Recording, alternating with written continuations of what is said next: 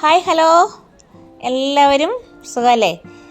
ഇന്ന് ഞാനേ നിങ്ങളോട് പറയുന്നത് ചെടിയുടെ വിശേഷങ്ങളൊന്നും അല്ല കേട്ടോ. ഇന്ന് ഞാൻ പറയാൻ പോകുന്നത് അഷ്ടമുടി കായലിനെ കുറിച്ചാണ്. അതിനെക്കുറിച്ച് എനിക്ക് ഒത്തിരി കാര്യങ്ങളൊന്നും അറിയത്തില്ല.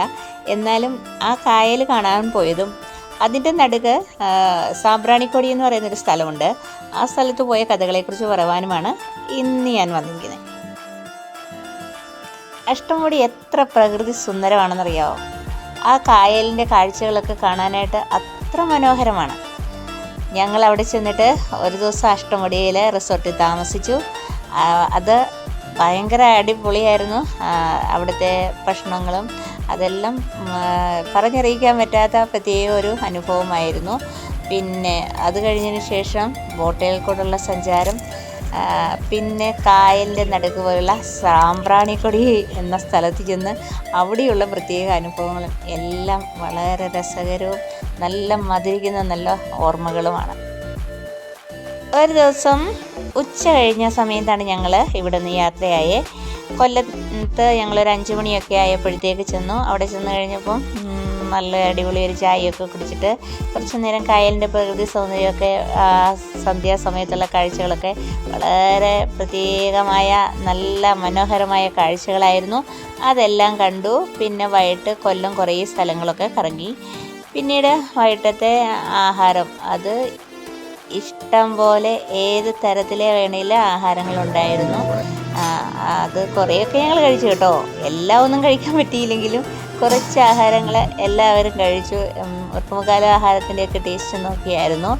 അടിപൊളി ആഹാരമായിരുന്നു. അത് കഴിഞ്ഞ് അന്ന് വൈകിട്ട് അവിടെ രാത്രിയിൽ ആ റിസോർട്ടിൽ തന്നെ തങ്ങി. അടിപൊളി റൂമുകളും ഒക്കെ ആയിരുന്നു.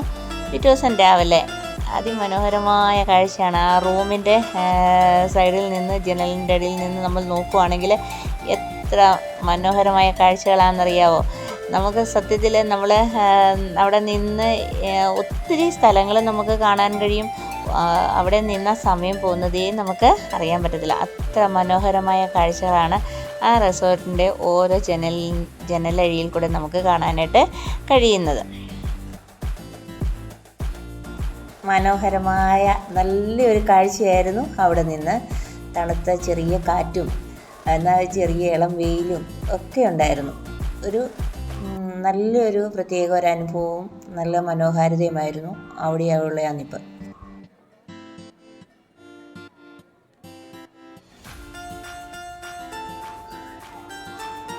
രാവിസ് എന്ന് പറയുന്ന ഈ റിസോർട്ടിൻ്റെ അകത്തോട്ട് നമ്മൾ കയറി ചെല്ലുമ്പോഴേ അതിൽ ഒരു വള്ളം ഉണ്ടാക്കി വെച്ചിട്ടുണ്ട്. ആ വള്ളത്തിൽ ഉണങ്ങിയ ഏലക്ക, ഗ്രാമ്പു, കുരുമുളക്, പിന്നെ കറുവപ്പട്ട, ചുക്ക്, ജാതിക്ക, മല്ലി, ഇങ്ങനെയുള്ള ഒത്തിരി സാധനങ്ങൾ, ഉണങ്ങിയ സാധനങ്ങൾ ഒരു ഗ്ലാസ് ഇട്ട് അതിൽ വെച്ചിട്ടുണ്ട്.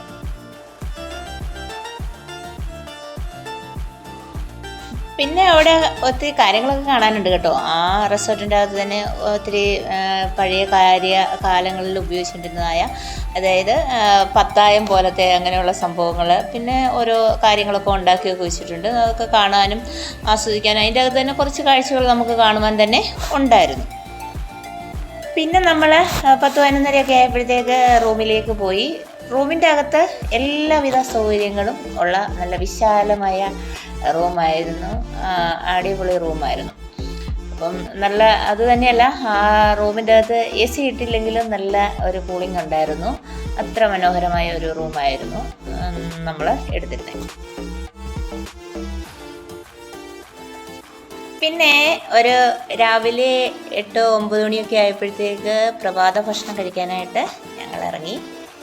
അവിടെ ചെന്നപ്പോഴത്തേക്ക് എല്ലാവിധ ആഹാരങ്ങളും ഉണ്ട്. ഒരു രക്ഷയില്ല. ഏതാ കഴിക്കേണ്ടതെന്ന് നമുക്കറിയത്തില്ല. അതുപോലത്തെ എല്ലാ ആഹാരങ്ങളും ഉണ്ട്. പിന്നെ എടുത്തു പറയേണ്ട ഒരു കാര്യം എന്താണെന്ന് ചോദിച്ചാൽ പഴങ്കഞ്ഞിയുടെ കാര്യമാണ്. അവിടെ ചെന്നിട്ടും നമുക്ക് പഴങ്കഞ്ഞി കുടിക്കാനായിട്ട് സാധിച്ചു. നമ്മുടെ കൂടെ വന്നവർ പഴങ്കഞ്ഞി കുടിച്ചവരുണ്ട് കേട്ടോ. വളരെ ആസ്വദിച്ച് പഴങ്കഞ്ഞി കുടിച്ചു. നല്ല പഴങ്കഞ്ഞിയായിരുന്നു എന്നാണ് പറഞ്ഞത്. അപ്പോൾ അതുപോലെ തന്നെ എല്ലാവിധ ആഹാരങ്ങളും അവിടെ കിട്ടുമായിരുന്നു. ഞാൻ ഇഡലിയാണ് കഴിച്ചു കേട്ടോ. കുറച്ച് ഇഡലി കഴിച്ച് 2-3 സൈസിൽ തന്നെ ഇഡലികളുണ്ടായിരുന്നു. പല വിധത്തിലുള്ള, എനിക്ക് പറഞ്ഞ് തരാൻ പറ്റാത്ത രീതിയിലുള്ള എല്ലാ ഫുഡുകളും ഉണ്ടായിരുന്നു.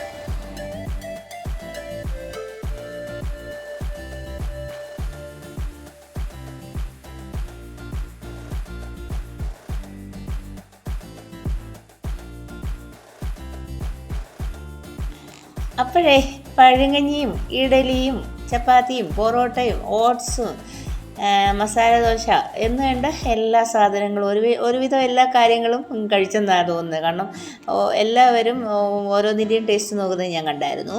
അപ്പോൾ ഞാനും കഴിച്ചു കേട്ടോ കൂട്ടത്തിൽ. അപ്പം എല്ലാവരും കഴിച്ചു കഴിഞ്ഞപ്പോൾ പിന്നെ അടിപൊളി ഒരു ബോട്ട് സവാരിയാണ് ഞങ്ങൾ പിന്നെ നടത്തിയത്. അത് അഷ്ടമുടി കായലിൽ കൂടെ തന്നെയുള്ള ഒരു യാത്രയായിരുന്നു. പോയ വഴിക്ക് ഞങ്ങൾ വിളക്കമ്മയെ കണ്ടു കേട്ടോ. അത് വളരെ മനോഹരമായ ഒരു പ്രതിമ ഉണ്ടാക്കി വെച്ചേക്കുന്നത് കണ്ടു. അത് രസമുള്ള ഒരു കാഴ്ചയായിരുന്നു. അത് കുറേ നേരം നമുക്ക് ആ ബോട്ടിൽ പോകുമ്പോൾ ആ കാഴ്ചകളിങ്ങനെ കണ്ടാസ്വദിച്ച് പോകാനായിട്ട് സാധിച്ചു. പോയ വഴികളിലെല്ലാം ഒത്തിരി നല്ല രസങ്ങളും കാര്യങ്ങളും ഒക്കെ പറഞ്ഞ് വളരെ ചിരിയും വളരെ സന്തോഷത്തോടെയുള്ള ഒരു ഉല്ലാസയാത്രയായിരുന്നു അത്. അഷ്ടമുടി കായലിന് ഇത്രയേറെ മനോഹാരിതയുണ്ടെന്ന് എനിക്കറിയത്തില്ലായിരുന്നു. എന്ത് ഭംഗിയാണെന്ന് നോക്കിക്കേ. ആ ജലത്തിലൂടെയുള്ള ഒരു യാത്ര, ആ കായലിൻ്റെ നടുക്കൂടുള്ള ഒരു യാത്ര അത്ര മനോഹരമായ യാത്രയായിരുന്നു. കണ്ടാലും നമുക്ക് മതി വരത്തില്ലായിരുന്നു. നല്ല വെയിലുള്ള സമയമായിരുന്നെങ്കിൽ തന്നെയും യാതൊരു ക്ഷീണങ്ങളോ ബുദ്ധിമുട്ടുകളോ നമുക്ക് ഉണ്ടാകത്തില്ല. നല്ല കാറ്റും ഉണ്ടായിരുന്നു. അതുതന്നെയല്ല നല്ല ഓളം ഉണ്ടായിരുന്നു. നല്ല ഭംഗിയായിരുന്നു ആ കാഴ്ചകൾ കാണുവാനായിട്ട്. അങ്ങനെ ഞങ്ങൾ കുറേ ദീർഘദൂരം ഈ ബോട്ടിൽ തന്നെ സഞ്ചരിച്ചു. പിന്നെ ഞങ്ങൾ എത്തിയെന്ന് പറഞ്ഞാൽ സാമ്പ്രാണിക്കൊടി എന്ന സ്ഥലത്തേക്ക് പോകാനായിട്ടുള്ള ടിക്കറ്റ് എടുക്കാനുള്ള ഒരു സ്ഥലത്തേക്കായിരുന്നു ഞങ്ങൾ പോയത്.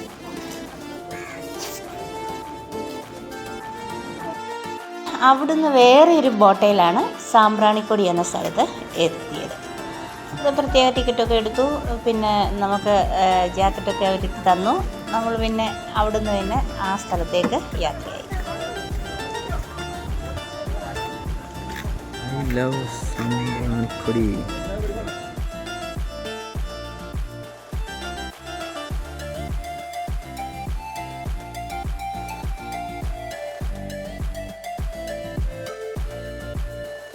അങ്ങനെ ഞങ്ങൾ സാമ്പ്രാണിക്കൊടിയിലെത്തി. അവിടെ എത്തിക്കഴിഞ്ഞപ്പോഴത്തേക്ക് വെള്ളത്തിലിറങ്ങാൻ ഭയങ്കര പേടിയായിരുന്നു കേട്ടോ.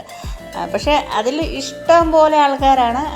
ഇഷ്ടം പോലെ എന്ന് പറഞ്ഞാൽ ഒത്തിരി ജനങ്ങൾ ഉണ്ട്. അവർ വെള്ളത്തിലിറങ്ങി നിൽക്കുക. എന്നാലും നമുക്ക് വെള്ളത്തിലോട്ട് ഇറങ്ങാൻ പേടിയാണ്. നമ്മൾ ഇറങ്ങി കഴിയുമ്പോൾ പിന്നെ ഓക്കെ ആവും. നമുക്ക് ആ തറ നിരപ്പി നമ്മുടെ കാല് കുത്തി കഴിയുമ്പോഴത്തേക്കും നമുക്ക് പിന്നെ ഓട്ടോമാറ്റിക്കായിട്ട് തന്നെ നമ്മൾ പിന്നെ അങ്ങ് നടക്കും. അപ്പം ആദ്യം ഇറങ്ങാൻ നല്ല പേടിയായിരുന്നു. ഏതായാലും അവിടെ ചെന്ന് കഴിഞ്ഞപ്പോൾ ഭയങ്കര സന്തോഷമായിരുന്നു. നല്ല അത്യാവശ്യം ചെറിയ ഒഴുക്കുള്ള ആ വെള്ളത്തിൽ അങ്ങനെ അങ്ങ് നിൽക്കാനായിട്ട് അത് നല്ല രസമായിരുന്നു. അത് അവിടെ നിൽക്കുക തന്നെയല്ല, അതിൽ കൂടി ഇങ്ങനെ നടക്കാനായിട്ട് ഒരു പ്രത്യേക ഒരു സന്തോഷമായിരുന്നു.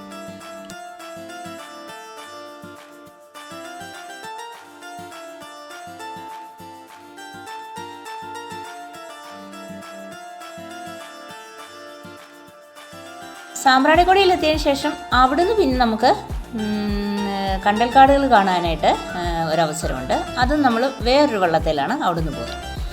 അത് അരമണിക്കൂർ 1 മണിക്കൂർ അങ്ങനെ പല സമയങ്ങളിലായിട്ട് നമ്മളെ ഇങ്ങനെ കൊണ്ടുപോകുന്നുണ്ട്.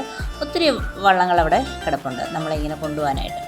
അങ്ങനെ ഞങ്ങളും ഒരു വള്ളത്തെ കയറി. പക്ഷേ അതിനു മുമ്പേ നമുക്ക് മാങ്ങായും കൈതച്ചക്ക അങ്ങനെയുള്ള സാധനങ്ങളൊക്കെ, നെല്ലിക്ക, ഇതെല്ലാം ഉപ്പിലിട്ടതൊക്കെ വാങ്ങിക്കുവാനായിട്ട് അവിടെ കിട്ടും. ഒത്തിരി സാധനങ്ങൾ കിട്ടും കേട്ടോ. അവിടെ ചെറിയ കടകളുണ്ട്. പിന്നെ ചെറിയ മരങ്ങളിലൊക്കെ നമുക്ക് കയറിയിരിക്കാം. അങ്ങനെ ഒത്തിരി ഒരു പ്രത്യേക തരത്തിലുള്ളതായ കാര്യങ്ങളൊക്കെ അവിടെയുണ്ട്.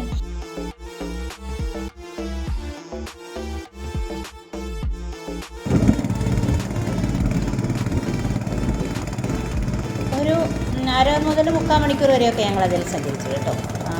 വള്ളത്തിലിങ്ങനെ കുറേ ദൂരങ്ങളൊക്കെ പോയി, കുറേ കാടുകളൊക്കെ കണ്ടു. ചെറിയ കുഞ്ഞു കാടുകളൊക്കെ കണ്ടു. ഞങ്ങളോട് അവർ പറഞ്ഞു അവിടെ ഇറങ്ങി നിന്ന് ഫോട്ടോ ഒക്കെ വേണമെങ്കിൽ എടുക്കാമെന്ന് പറഞ്ഞു. പക്ഷേ ഞങ്ങൾ അതൊന്നും എടുത്തില്ല. എന്തായാലും വല്ല പാപ്പോ വല്ലതും കാണുമെന്നുള്ള ഒരു പേടി കാരണം ഞങ്ങളത് വേണ്ട എന്ന് പറഞ്ഞ് ഞങ്ങൾ ആ വള്ളത്തെ തന്നെ ഇങ്ങനെ സഞ്ചരിച്ചു.